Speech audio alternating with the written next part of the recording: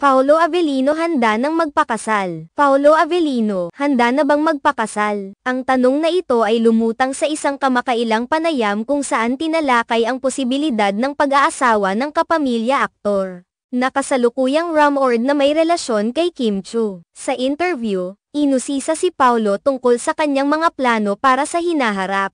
"Are you ready for marriage?" ang tanong sa kanya. Sumagot siya, "Oo, syempre. Mas malapit na ako ngayon kumpara sa 5 hanggang 3 taon na ang nakakaraan. Pero, ginagawa ko ang lahat ng ito para sa mga anak ko. Gusto ko silang alagaan ng walang iniisip na ibang bagay. Pero hindi sila pwedeng maging spoiled kasi hindi madali ang buhay," wika niya. Dahil sa kanyang mga pahayag, talagang kinilig ang mga tagahanga ng Kim Pao, na umaasa sa nalalapit na pag-iisang dibdib nila ni Kim Chiu. Ang pagbabahagi ni Paolo tungkol sa kanyang mga plano sa pamilya ay tila nagbigay ng liwanag sa kanilang relasyon. Tila handa na ang aktor na pumasok sa bagong yugto ng kanyang buhay at ipakita ang kanyang seryosong pananaw tungkol sa pagbuo ng pamilya. Makikita sa kanyang mga salita na siya ay may malinaw na layunin at determinasyon na maging mabuting ama at katuwang. Hindi may kakaila na ang relasyon ni Paolo at Kim ay naging matatag sa paglipas ng panahon, tila nagbubunga na ito ng mga seryosong usapan tungkol sa kanilang kinabukasan. Ang mga tagahanga nila ay nag-aabang sa mga susunod na hakbang ng kanilang relasyon,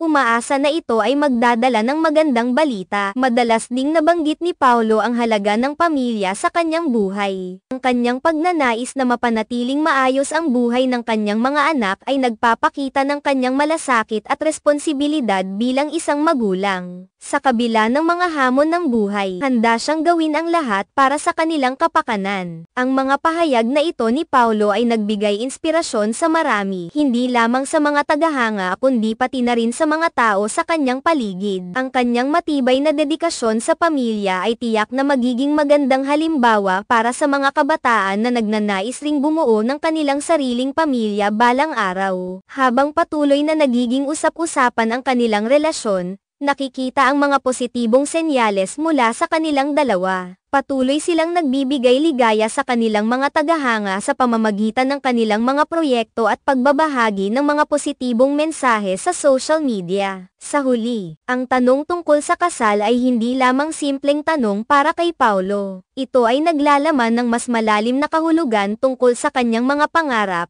layunin, at pananaw sa hinaharap. Ang kanyang pagbibigay diin sa responsibilidad at pagmamahal sa pamilya ay isang magandang hakbang patungo sa pagkakaroon ng mas makabuluhang buhay kasama ang taong kanyang mahal. Malamang na sa mga susunod na buwan, mas magiging malinaw ang kanilang mga plano at umaasa ang lahat na makikita nila ang pag-usad ng kanilang relasyon. Ang suporta ng kanilang mga tagahanga ay tiyak na magiging malaking bahagi ng kanilang paglalakbay tungo sa kasal at pamilya.